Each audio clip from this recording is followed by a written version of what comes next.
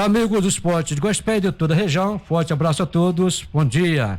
Estamos chegando, iniciando pela Clube 106,5 FM de Guaxupé, mais uma edição do Panorama Esportivo. Notícias locais que rolam pelo Brasil e pelo mundo afora, vocês acompanharão conosco hoje, 10 de setembro de 2021, sexta-feira. Panorama Esportivo contando com o oferecimento de Nelsinho Calhas.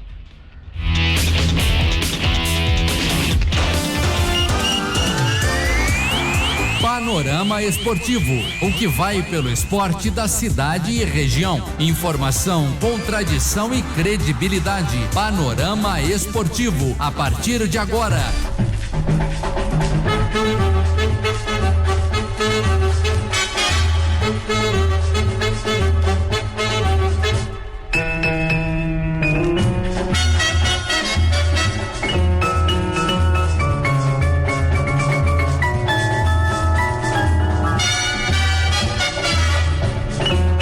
Clube de Guaxupé e o Panorama Esportivo. Rafael Jaiati, tudo beleza? Bom dia. Bom dia, João Augusto, bom dia a todos os ouvintes do Panorama Esportivo. Espero que hoje o senhor esteja mais calmo. Tudo 100%. Um pouco mais brando. Eu recebi aqui hoje o Panorama Esportivo um oferecimento Maracugina para cuidar da saúde de João Augusto, porque ontem ele estava muito nervoso, estava aqui falando, batendo fora do bumbo, falando umas coisas ali que tava todo mundo aqui, o João tá arretado hoje, então eu espero que ele esteja mais calminho. Martinho Pedro de Assis, bom dia. Eu quero dar uma pancada no Neymar daqui a pouquinho.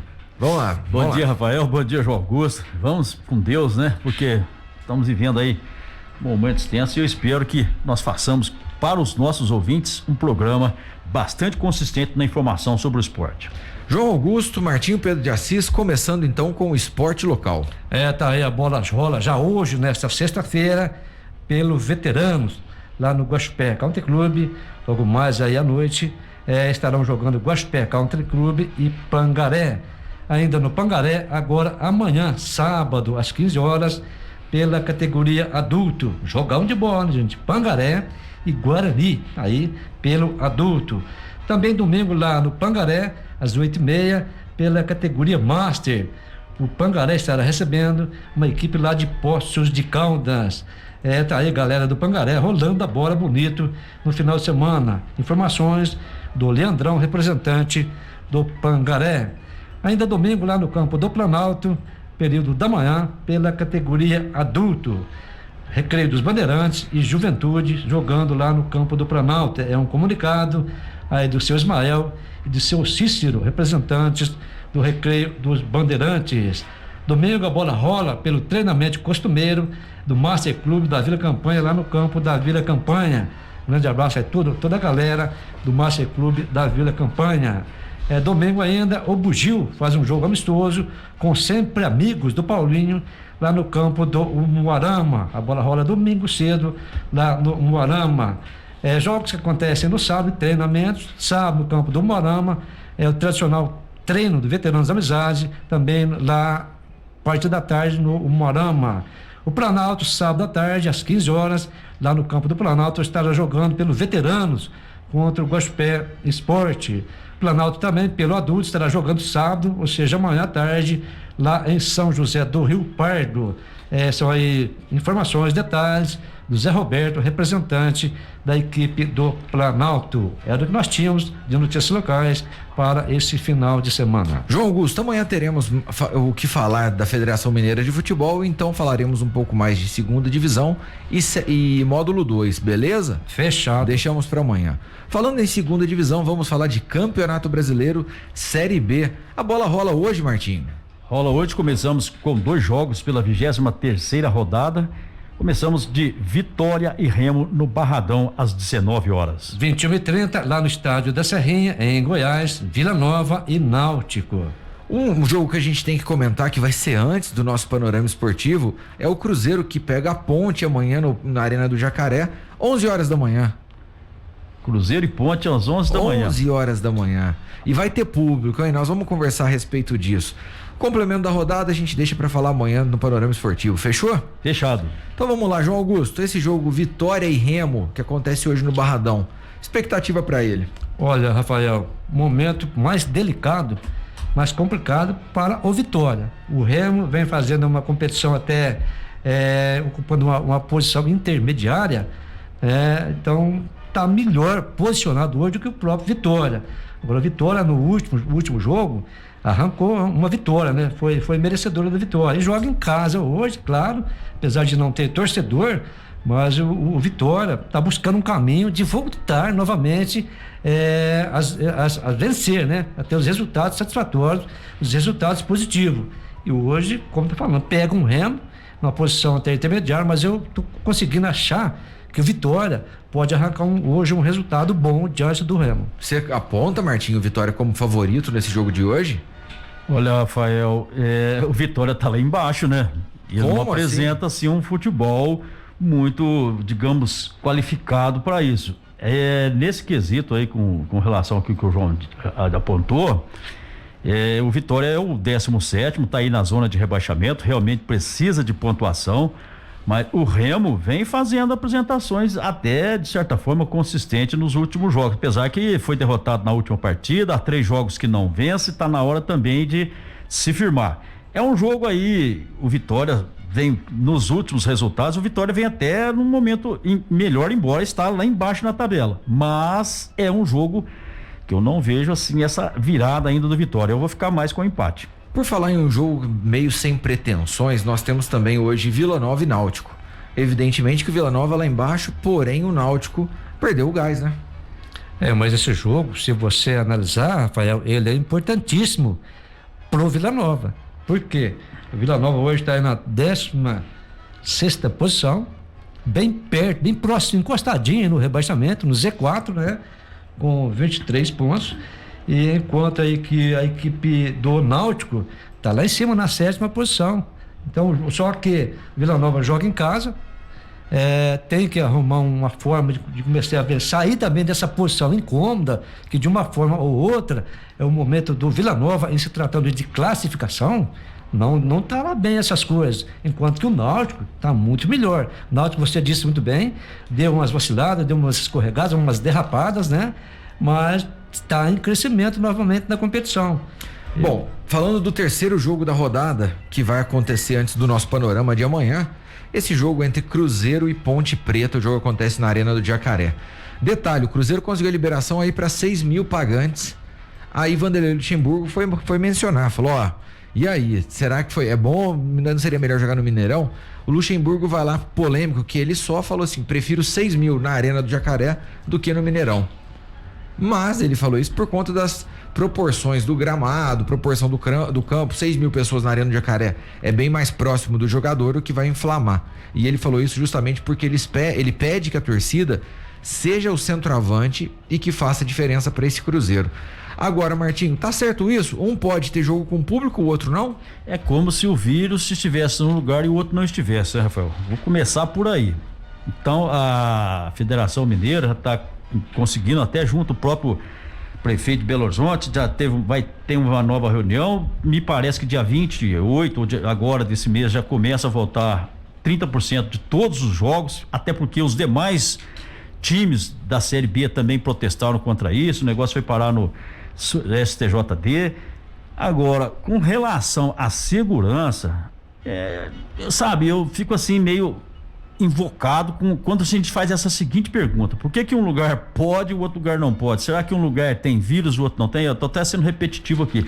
O que eu acho que não pode é o pau que bate no Chico bate em Francisco, né? Então, e não tá acontecendo isso no futebol, tanto é que teve essa polêmica com o Flamengo, que a gente vai comentar daqui a pouquinho a respeito, inclusive para a criação da liga, justamente por conta que o Flamengo tá tendo um foro privilegiado, digamos assim. Agora, o Cruzeiro é a mesma coisa. No Belo Horizonte o Calil voltou atrás, não pode ter jogo e tudo mais. Aí vai lá mandar o jogo na Arena do Jacaré com público. Agora, Rafael, eu sempre achei umas coisas positivas na fala, no raciocínio aí do treinador do Cruzeiro, o Luxemburgo. Só que eu vou contrariá-lo nessa situação. O Cruzeiro está acostumado, está adaptado com o campo para jogar no Mineirão. Na Arena do Jacaré não se discute, é um campão, é arena, é um campo de primeiro mundo, mas não está adaptado com o sistema do campo da Arena do Jacaré. Agora, outra vez, 6 mil torcedores, minha opinião, 6 mil torcedores na Arena do Jacaré, que é o limite, né? Acredito que 30%, deve ser por aí. Se fosse no Mineirão, em relação a 30%, que é que eles estão falando, seria muito mais do público. Tudo bem, João, mas a questão não é essa. A questão é que Belo Horizonte, o Calil falou que foi um erro ter liberado naquele jogo do Atlético Mineiro, e com razão. Não, e foi mesmo. Foi um erro. Opa. Aí que acontece? Aí o Cruzeiro pega, não, então tá bom, já que não pode aqui, a gente faz aqui.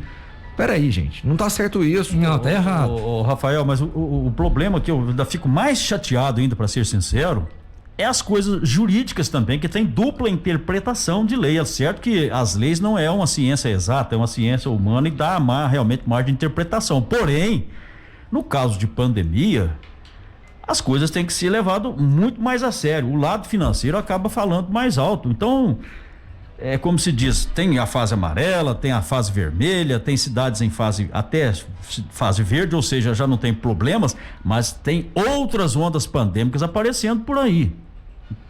Há de se ter cuidado. E tem mais, Martim, você disse muito bem, precisa ter crédito. 6 mil torcedores, né, Rafael? 5.400 cravados. Então, veja bem, gente, não é um número assim, tão pequeno, você tem que tomar cuidado. Vai ter gente lá para dar toda a segurança, ou você tem que estar de máscara, ou então, o que eu tô falando, Rafael. João, nos protocolos, todos funcionam bem no papel. É igual no Mineirão. Vai ter entrada separado, vai ter uma proporção de público, onde vai ter um distanciamento, cadeira sim, cadeira não, todo mundo com uso de máscara. Até começar o jogo. Verdade. Começou, acabou tudo isso. Então, mas aí vai o comportamento do torcedor, porque se todo mundo se comportasse, Martim, vamos todo mundo de máscara, as coisas mudavam. Mas aparece lá um Zé Mané, um João Goiaba, lá que é herói sem medalha, que atrapalha os outros. E criaram mais um item ainda, Rafael, que os torcedores terão que chegar pelo menos 1 hora antes do jogo, que é o prazo de verificação. Pois é, não sei lá, enfim. Não funciona, gente. Nós não vamos ficar polemizando em cima disso. Outro assunto que é relevantíssimo de Série B pra gente poder levar ao público. Ontem entramos no embate, quem deveria ser o novo técnico do Vasco da Gama. E o Vasco já definiu. Fernando Diniz é o novo técnico, deve assumir, talvez entra na próxima rodada da Série B. Uma grande questão que favoreceu foi justamente o contato que ele tinha com o Alexandre Pássaro. E ontem, senhor Rafael, quando eu citei aqui que o Fernando Diniz estava acima do Guto Ferreira para administrar o Vasco, para ser o comandante do Vasco da Gama, o senhor me deu umas pauladas, me deu umas castigadas. Então tá provando aí, o senhor tá lembrado? Então tá aí, na minha opinião, uma contratação, gente. O Fernando Diniz, ele é mau treinador, não é? Ele tem um jeito, um modo dele trabalhar. Eu vou ter que dar outra paulada, agora, porque a hora que eu dei a paulada...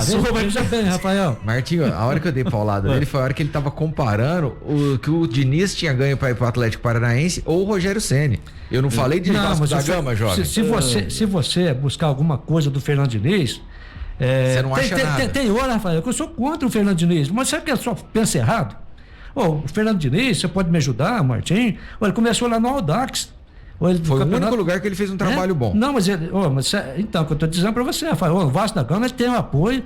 Esse dirigente que trabalhou com ele, se eu me falo a memória, você pode no São Paulo, né? O Pássaro trabalhou com ele no São Paulo. Quer dizer, ele tem credibilidade, ele tem força. Agora está nas mãos dele o Vasco da Gama. E segundo o Fernando Diniz, ele vai dar uma forma, um caminho do Vasco melhorar e visar, buscar alguma coisa mais lá na frente. Martinho, o que você achou da contratação? Você acha que era um bom nome, era a melhor opção que tinha aí no mercado ou não? Rafael, foi um nome voltado mais para o relacionamento do que propriamente pela visão de formação. Por quê? Fernando Diniz é uma pessoa, de certa forma, até muito estressada, e ele tem muito pouco tempo para dar uma virada na equipe do Vasco da Gama. Se ele chegar lá com excesso de cobrança sobre jogadores e com esse mesmo esquema de jogo que ele tem, ele procura até um esquema de jogo com o passe mais próximo, mais perto, mas isso só funciona em times entrosados e até com certo grau de técnico também bastante nível apurado. Técnico melhor, né? Hein? O nível técnico melhor. Muito Por que melhor. dava certo no Barcelona? Porque ele tinha ali Piqué, ele tinha Puyol, ele tinha Xavi, Iniesta, tinha jogadores que tinham um repertório absurdamente superior do que os outros.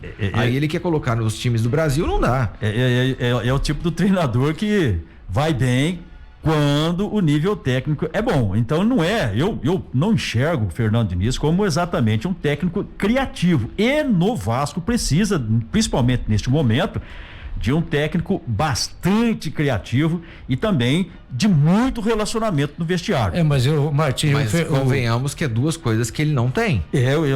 O que eu ia dizer.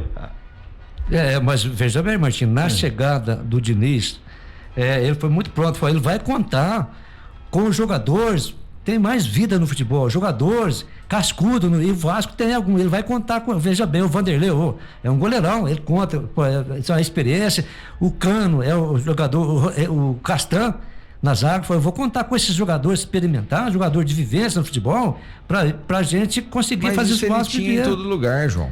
Isso ele tinha em todo lugar que ele foi e não deu resposta. Ele tinha até no Santos agora. É o que eu tô falando, será que ele vai pensar errado? Para onde ele for trabalhar, toda vez ele vai pensar errado? O problema do Fernando Diniz é a teimosia. E você tá falando agora, você falando que ontem eu te dei paulada, era justamente na hora que comparou a ida pro Atlético Paranaense.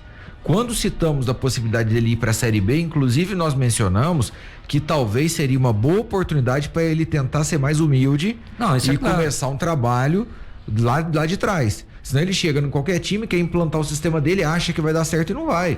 Então, ontem, quando falamos a respeito disso, eu até preferi o Guto Ferreira. A gente comentou, eu e o Martinho fomos a favor do Guto Ferreira. Nós comentamos. Só que não deu certo. A primeira reunião que teve com o agente do Guto Ferreira não surtiu efeito. Ele fez uma série de exigências as quais o Vasco não poderia cumprir. Mas agora, Rafael, pelo raciocínio, acredito, do Diniz, ele quer distribuir função, quer dividir. Eu pego um Vanderlei no Vasco, eu vou dividir, claro. Que divide função? Mas tem que ser, ele mandar. Só que ele não vai ouvir o jogador, uma ideia do jogador, o treinador tem que escutar. E ele escuta? O Martins foi muito. Não, ele não ouve isso. Então, mas será que, Rafael, mas ele vai continuar fazendo errado e na cabeça não raciocínio, tem que mudar um pouco. Mas a personalidade do Fernando Diniz. É de não mudar. Só ele já teve problema com o Tietê, no Santos teve problema com o Vargas, no Fluminense eu não me lembro lá exatamente, mas teve um certo problema no Fluminense também. Então, por onde ele passou? Hein? Por onde ele passou, ele deixou um problema. Isso, ele sempre arruma alguma coisa com o jogador. Então, quando o mesmo problema repete com a mesma pessoa, é claro que é aquela pessoa que está errada, né? Aquilo é persistente. Então, ele chega no Vasco, ele tem uma formação de não ser humilde. O que eu sinto nele é isso. Ele é teimoso, bate na mesma tecla. E o que mais me deixa chateado com relação ao Fernando Diniz é que no fundo, olhando bem tecnicamente falando, ele não é um bom treinador. Na minha opinião, não é um bom treinador. Falta também um bom trabalho. Ele não teve um bom trabalho. Esquema de jogo, ele tem um só. Não tem variações. E aí é onde a gente comentou ontem. Tá aqui que o Diniz ganhou até hoje. Nada. Então, aí por que vai pro Vasco? Pra mim, é muito mais por conta do relacionamento que ele tem com a diretoria do Vasco do que propriamente o resto das coisas. Perfeito. Reitero as suas palavras, não tem mais o que falar. Porque se fosse um bom trabalho, ele não teria sido mandado embora do São Paulo, do Santos, do Atlético Paranaense e do Fluminense recentemente. Os senhores, Rafael. Nós estamos falando recentemente nos últimos 4 anos. Ele conseguiu ser despedido de 4 clubes. Deixa ele começar a trabalhar no Vasco da Gama. Perfeito. Vamos ver. É muito falar, vai dar certo, vai funcionar, vai crescer. Ele tem que fazer isso no Vasco da Gama. Vamos aguardar o desenrolar, o início de trabalho dele no Vasco da Gama. Agora, suponhamos que a gente pega essa mesma situação e pergunte para qualquer torcedor do Vasco. Você tem 2 técnicos, o Lisca e Fernando Diniz. Qual você aposta que não vai dar certo? Eu diria que 99% dos torcedores falariam: não vai dar certo Fernando Diniz. Ou tô errado? Não, tá certinho. Pior que o cara dá uma sorte, ele só vai em time. O Vasco hoje é time grande, mesmo na Série B, mesmo na Inhaca. Camisa pesada. E a gente olhando a tabela, são 6 pontos só para entrar entre os 4. Parece fácil numericamente falando, mas a Série B tá muito competitiva. E o que é pior, o resultado pro Vasco tem que ser imediato. Não pode ficar esperando 2, 3 jogos. E aí? Quanto mais demorar, mais difícil tirar lá na frente, né, Martinho? Exatamente. Nós até apontamos as estatísticas da Universidade Federal de Minas ontem, né? Exato. Também. Ou seja, é trabalhar e trabalhar. Aí é implantar um novo esquema conversar com a rapaziada e nesses dois quesitos o Fernando Diniz fica devendo, que é o que o Vasco precisa. Exatamente. Bom, pessoal, nós vamos chamar um rápido intervalo comercial e já voltamos com mais Panorama Esportivo.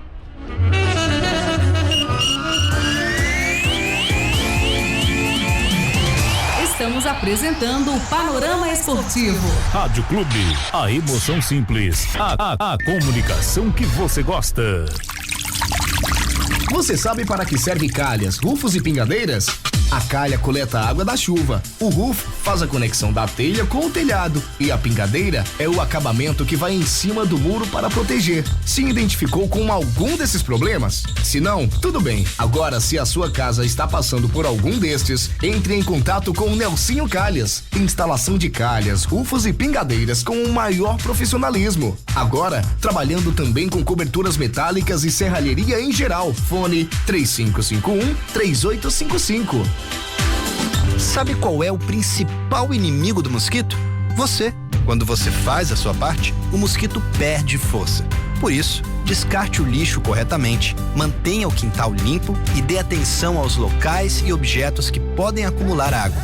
Vamos eliminar os criadouros. Faça a sua parte. Combater o mosquito é com você, comigo, com todo mundo.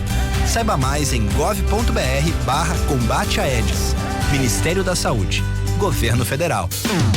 Residencial Bourbon, um verdadeiro sucesso no lançamento. Garanta já o seu lote no primeiro Condomínio Clube de Guaxupé e aproveite as condições especiais. Condomínio de alto padrão com toda segurança e lazer. Lotes a partir de 330 metros quadrados. Converse agora mesmo com a nossa equipe e faça um excelente negócio. 35-99880-5052. Residencial Bourbon, um sucesso. Não fique de fora.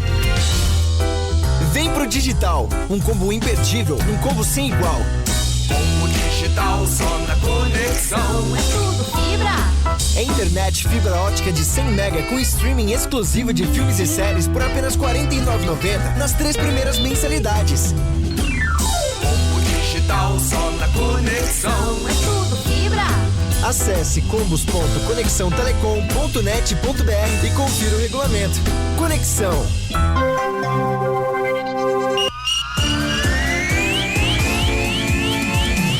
Voltamos a apresentar Panorama Esportivo.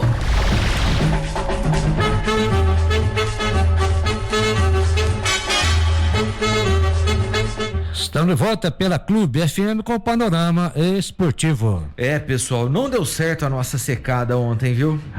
O Brasil ganhou. Vamos falar agora de eliminatórias da Copa do Mundo, Martim. Nós começamos falando dos resultados dos jogos de ontem.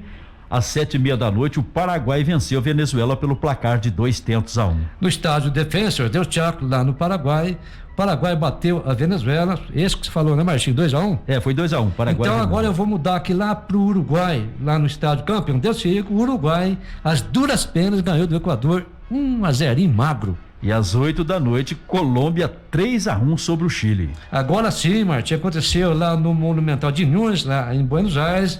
O Messi, hein? Lavou a porra. Antigamente essa palavra, lavou a porra. Restrico pra lavar a porra.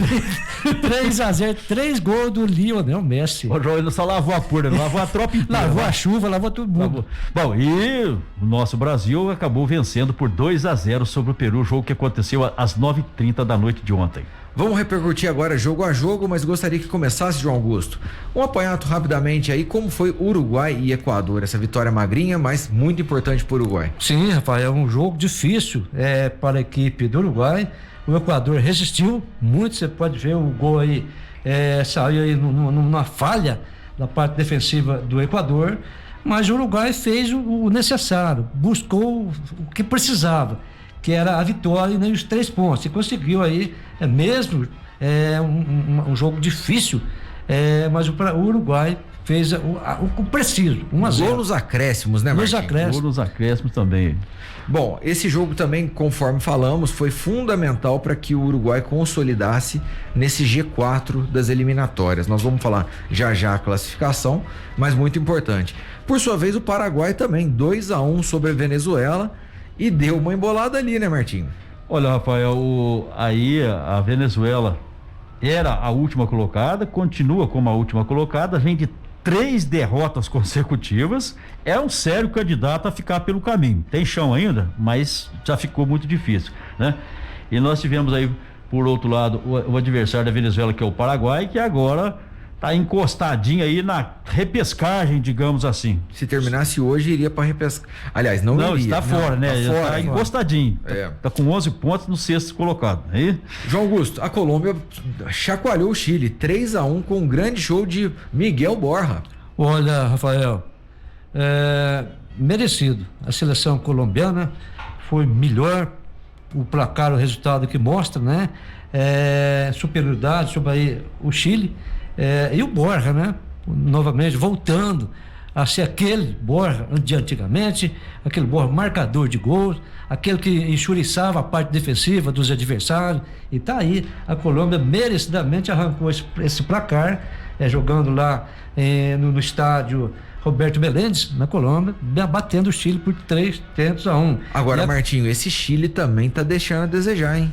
Rafael, o Chile até me surpreendeu nesse resultado, porque eu, sinceramente, não esperava esse resultado. Aliás, até achei que o Chile fosse ganhar, né?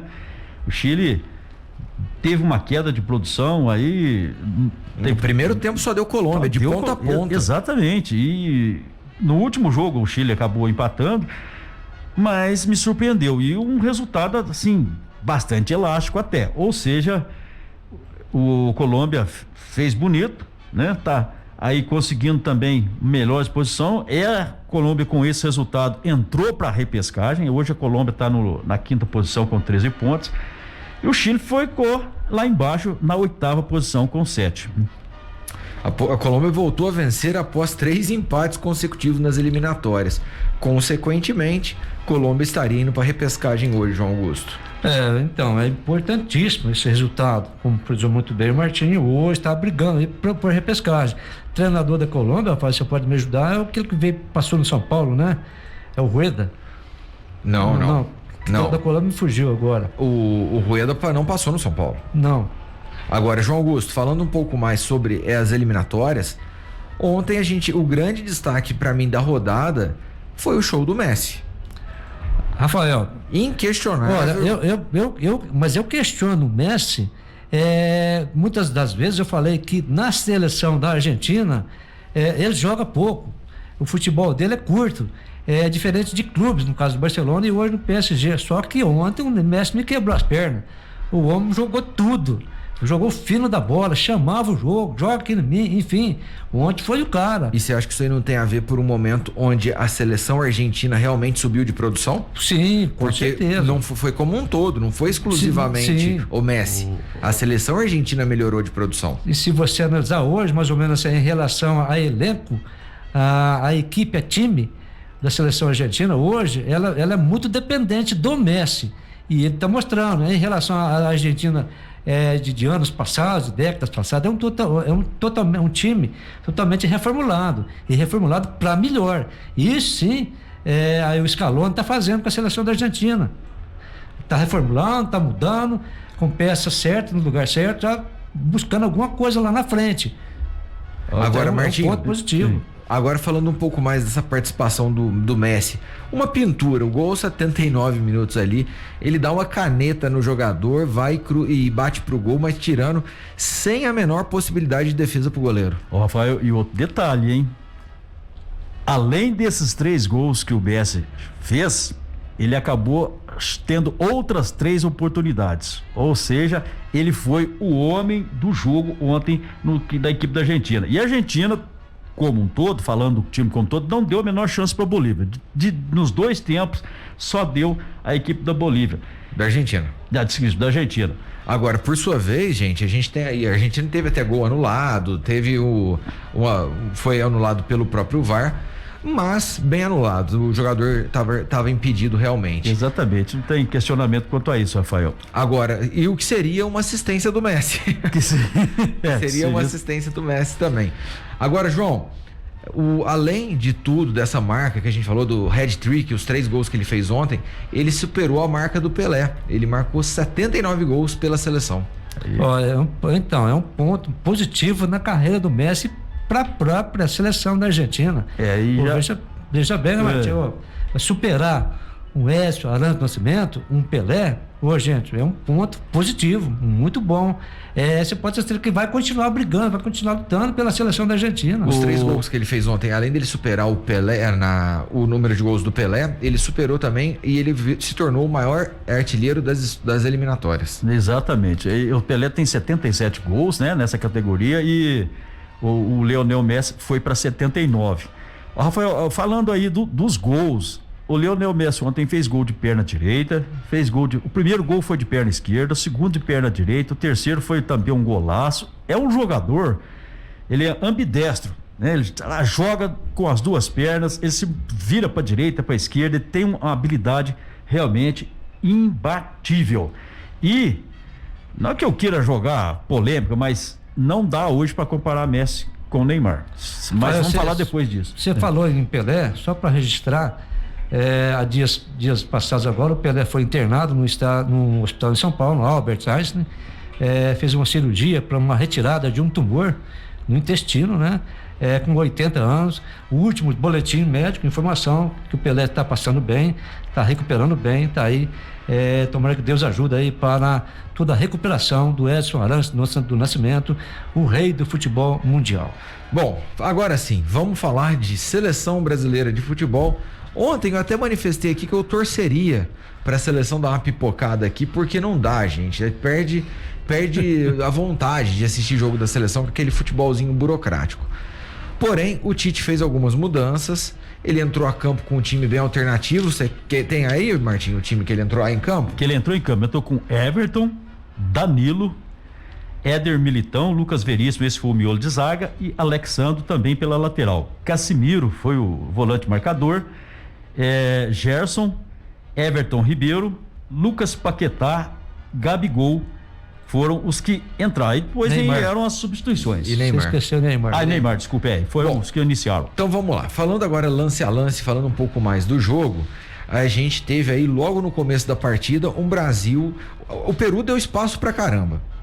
O Peru simplesmente foi pra cima do Brasil e o Brasil, assim como o João Augusto, foi pra cima do Peru. E aí o que aconteceu? Consequentemente, deu muito espaço. O Gerson marcou um gol logo no começo da partida, porém, o juiz anulou, alegando que o goleiro, Galese, ele tinha sofrido a falta pelo lateral Alexandro. Para vocês, como foi esse lance? Não, realmente, esse lance foi justo, Rafael. A falta foi anterior ao lance, foi justo. Você acha que foi justo? Achei que foi justo, porque a falta foi anterior. Eu já discordo, né? Martim. Você discorda? Eu acho que não, o Alexandre, ele tira a bola. Primeiro ele falta? Ele toca a bola. Ele pega a bola primeiro, depois tem o encontro, mas ele tira a bola. A bola já não estava nem em disputa, mas na hora que ele dá o encontrão com o goleiro. Foi um voto a favor e um voto contra. Eu vou decidir. Eu vou acompanhar o raciocínio do Rafael. Vossa Excelência decide. Eu vou acompanhar. Na minha opinião, é um choque normal de jogo. O Alexandre, ele resolve ir na bola, entendeu? Então, analisando, entendo que foi um gol mal anulado em favor do Brasil. Agora, por sua vez, há quem questiona o gol que foi marcado favorável ao Brasil. O primeiro gol, do Everton Ribeiro.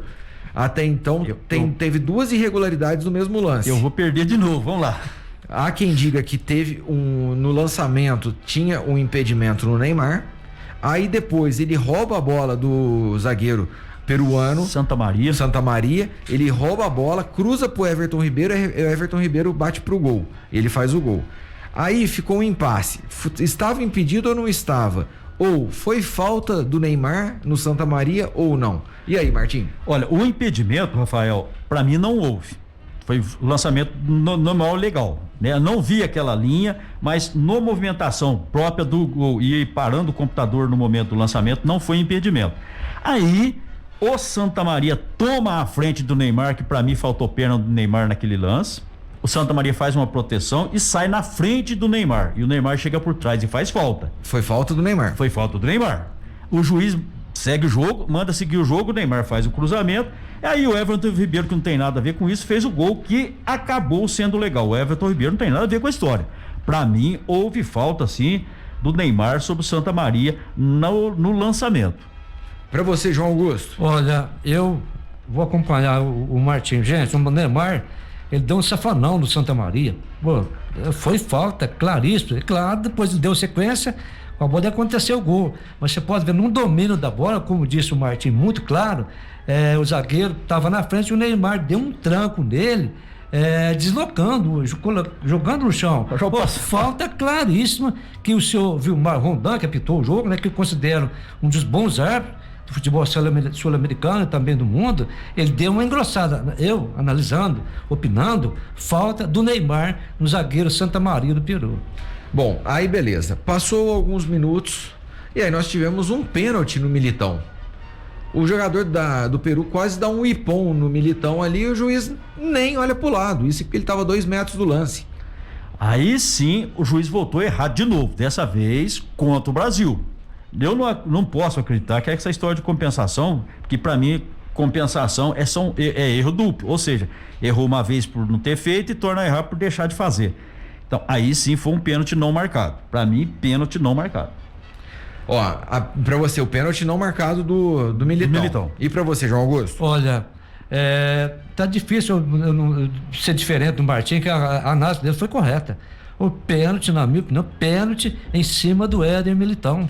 Pênalti que aconteceu de uma forma, ele tomou um tranco, entendeu? Então foi outro erro do senhor Vilmar Rondon no primeiro gol, onde aconteceu a falta, e nesse pênalti não assinalado para o Brasil em cima do Militão. Ó, o nosso amigo aqui, o Christian, ele manda pra gente a seguinte questionamento: boa tarde, o que eu quero saber é, se tivesse acontecido o jogo entre Brasil e Argentina, baseado nos jogos de ontem, pelo que a gente viu de Brasil e Peru e de Argentina e Venezuela e Bolívia, desculpa, quem ganharia? Argentina. Vai, João Augusto. Sem pestanejar. Olha, em relação ao jogo do Brasil. Aquele que não foi. Olha, vou ser sincero, Martim.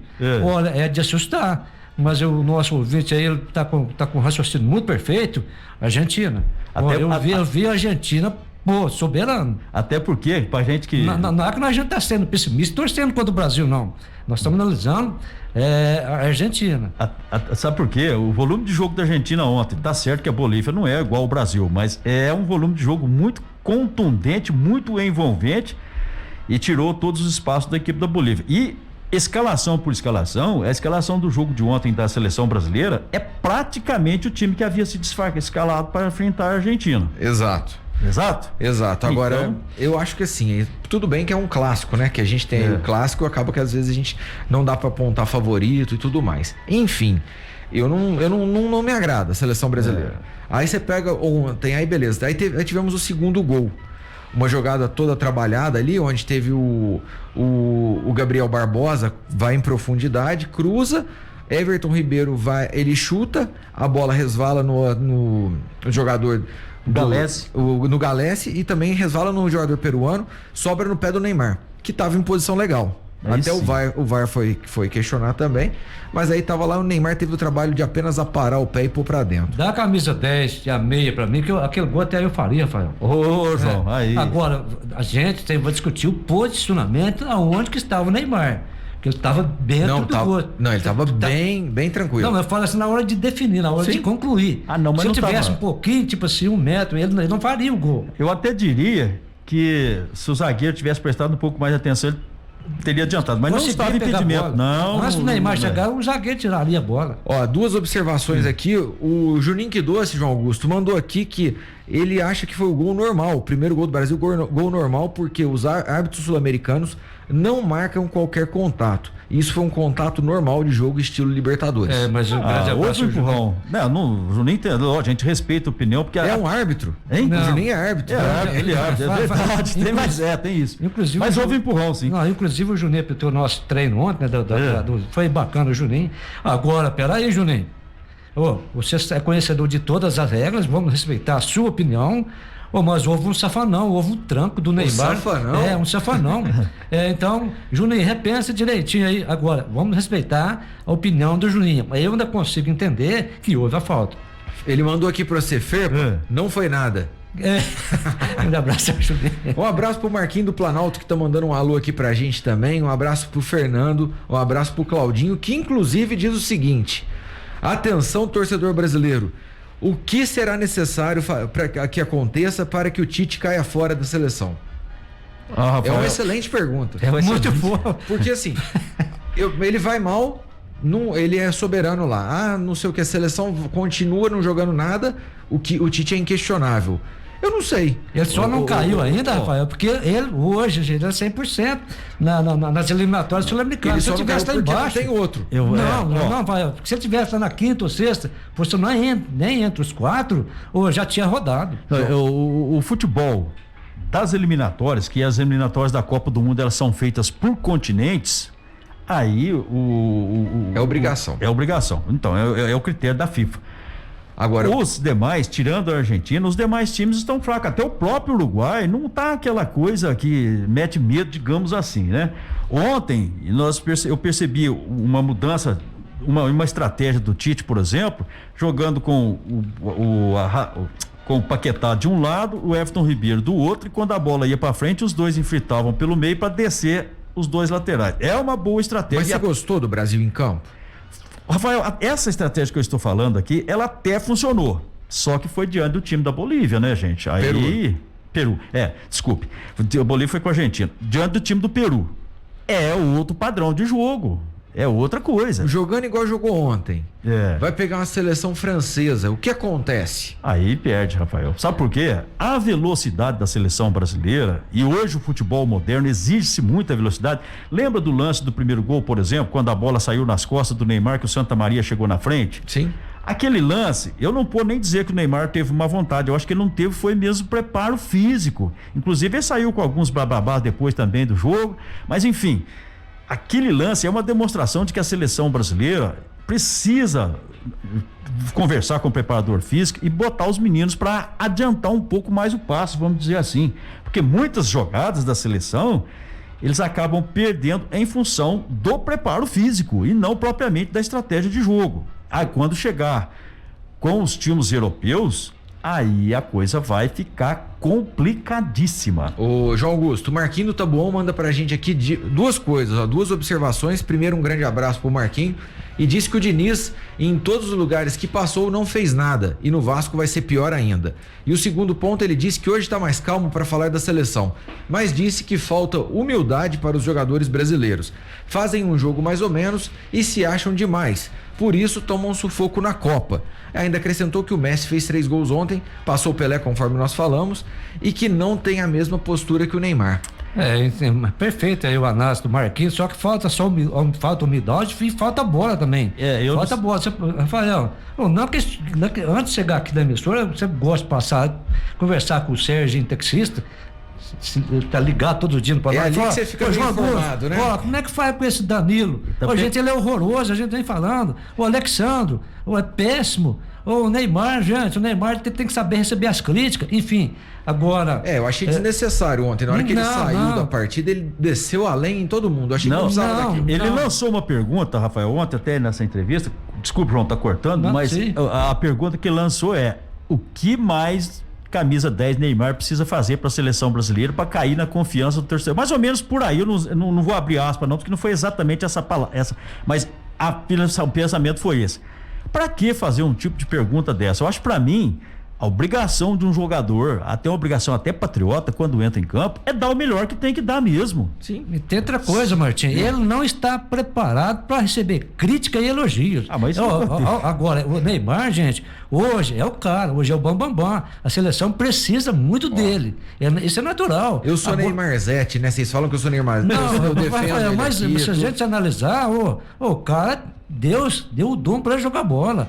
E hoje, infelizmente, ele é o cara da seleção brasileira. Aí você vai jogar com o Gabigol, que com todo respeito estava errando tudo. Perdeu. Aí o seu Adenor, vendo isso, não coloca o Hulk, ou coloca outro jogador. Não, ele coloca o Hulk, você pode me dar 5 ou 6 minutos para acabar o jogo. E jogando do lado contrário. Justamente. Pra não tirar o Gabigol. Aí você fala assim: mas o problema. Sabe, até eu fico nervoso. O Gabigol errou quantos gols ontem lá? Falando em Gabigol, ele errou um gol no final, Rafael.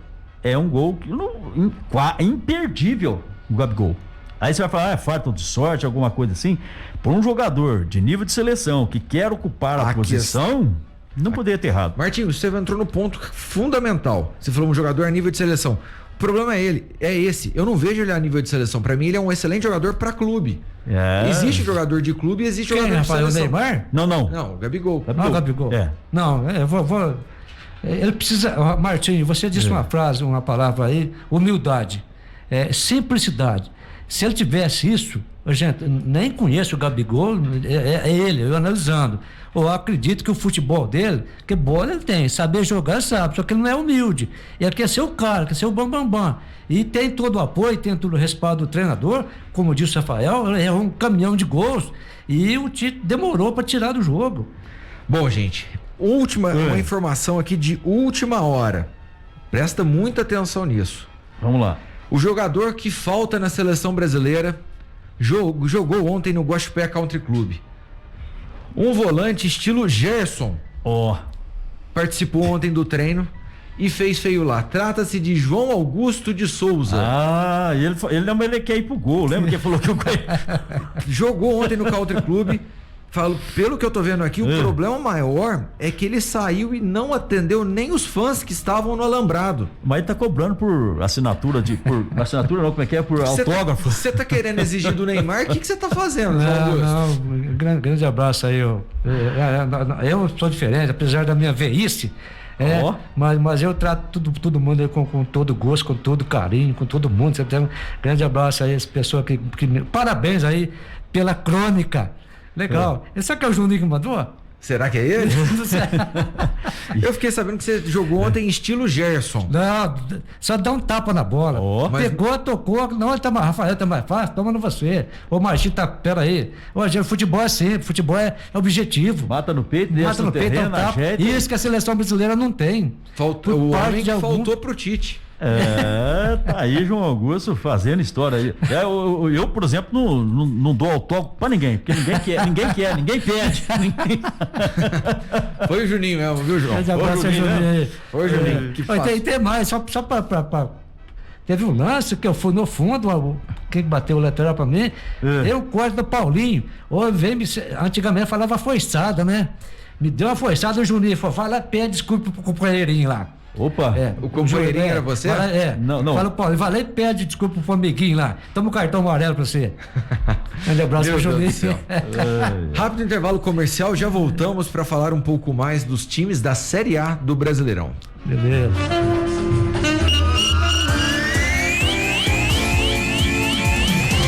Estamos apresentando o Panorama Esportivo.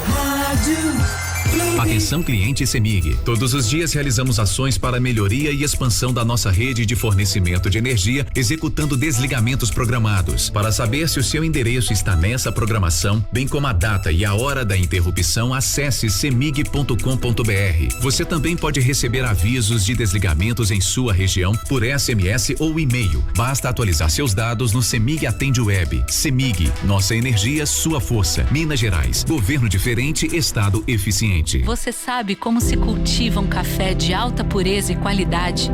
Cultivando a paixão pelo seu ofício, passada de geração em geração. Cultivando a transparência e a honestidade em todo tipo de relação. É assim que 15 mil famílias cultivam um café com sabor apreciado em mais de 50 países. E é desses mesmos cafezais que vem o Café Evoluto. O café que estas famílias dedicam para a sua família. Evoluto, o café é tudo de bom. Você sabe para que serve calhas, rufos e pingadeiras?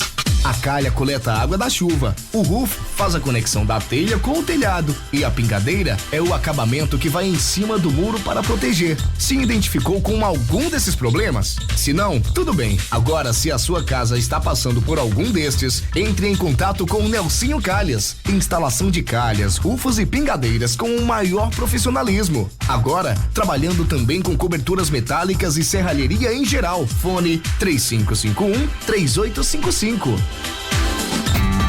Está na hora de renovar o estoque da empresa, reformar a estrutura ou investir em uma novidade que vai fazer você vender muito mais, mas você não tem dinheiro em caixa para isso agora? Conheça as linhas de crédito empresarial do Sicoob e Assicred e invista no futuro da sua empresa com condições imperdíveis e parcelas que cabem no seu bolso. Quem coopera, cresce mais. Ligue 35 51 61 91. Fale com seu gerente de contas e conheça o capital de giro Sicoob.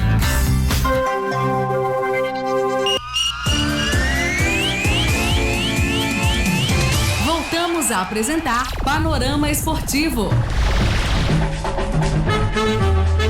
Estamos de volta pela Clube com o Panorama Esportivo. João Augusto, agora conforme falamos, vamos dar um pitaco aqui, um bate-bola entre os clubes e as notícias dos clubes da Série A do Brasileirão. Começando então, justamente com o Flamengo, que montou uma base em São Paulo para atuar com uma força-tarefa para conseguir concretizar a contratação de Davi Luiz, Martinho. Tá aí, né, Rafael? Flamengo procurando mais reforço ainda, né? O nome do Davi Luiz aí foi assunto nessa reunião do Conselho Administrativo e debates que passaram até por 2 estádios. O primeiro é aquele estágio conceitual, ou seja, vale a pena investir no zagueiro. Foi isso que eles acabam decidindo e chegaram à conclusão que sim, que vale a pena. E quais são os ganhos e quais são os riscos que terão com a chegada do Davi Luiz? Pois é, inclusive, João Augusto, ficou uma dúvida no ar aí, pairando, que se tinha ou não tinha proposta. E o Marcos Braz não mencionou. Foi indagado pela imprensa, ele falou, não, nós estamos vendo aqui como vai ser o desenrolar aqui, se ele vai ter a proposta internacional, se não vai, mas ele deu aquela velha embromada e não falou. Mas esse Marcos Braz, Rafael, eu considero um dos melhores dirigentes hoje de futebol, um dos melhores do futebol brasileiro. Ele vai com calma, vai devagarzinho, dá o bote certo, não faz contratação errada. Você pode ver o elenco do Flamengo que foi montado, tudo passa pelo aval dele. E eu entendo que caso concretize a negociação com o Davi Luiz, gente, vai somar muito no Flamengo, não só como zagueiro, como volante. Se quiser jogar até no gol, se não tiver ele, vai.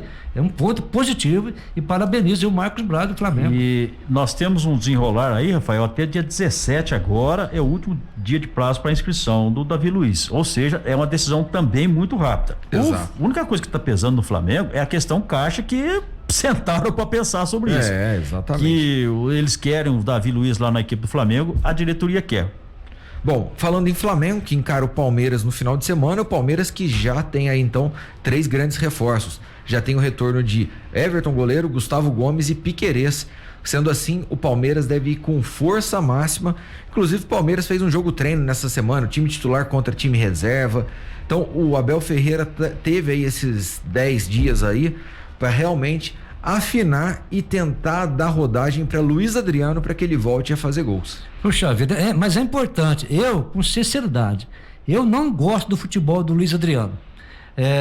Pode até me quebrar as pernas, mas, gente, desde quando ele chegou, ele mostrou o seu início no Palmeiras, foi bem, depois sumiu, desaprendeu a fazer gols. Hoje amarga uma reserva, está tendo como opção, mas o treinador, o Abel, está dando a oportunidade para ele novamente. Tomara que ele comece a voltar a jogar bem novamente, que ele está devendo. Já pelos lados do Santos, o Marinho deve voltar após 10 jogos, Martinho. Notícia boa para os santistas, né? Marinho andou questionando com a diretoria, mas já sentou, já conversaram e muito provavelmente ele estará já fazendo a sua reestreia na equipe do Santos. Porque o Santos, Rafael, tem agora o Batistão, que pode formar essa dupla aí com o Marinho. Até eu gostaria muito que os dois jogassem em conjunto. Aí eu não Isso vou... se a bola chegar neles com o Carille, né? Tem isso também, né? Porque o Carille não é exatamente essa característica. Bom, é força pro Santos. Eu vejo com bons olhos e gostaria muito que a dupla entrasse em campo. Pelos lados de São Paulo, já regularizou, Caleri e Gabriel Neves aparecem no bid e já podem estrear, João Augusto. Puxa vida, isso é fantástico pro São Paulo, né? O elenco rico que tem, chega esses 2 jogadores para somar mais ainda.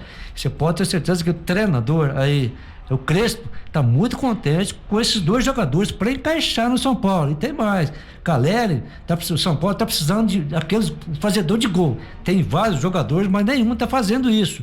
Então o Caleri é o cara, é o marcador, e também aí o outro jogador. Você esqueceu do Pablo e do Vitor Bueno. O Pablo, então alguém vai ser negociável.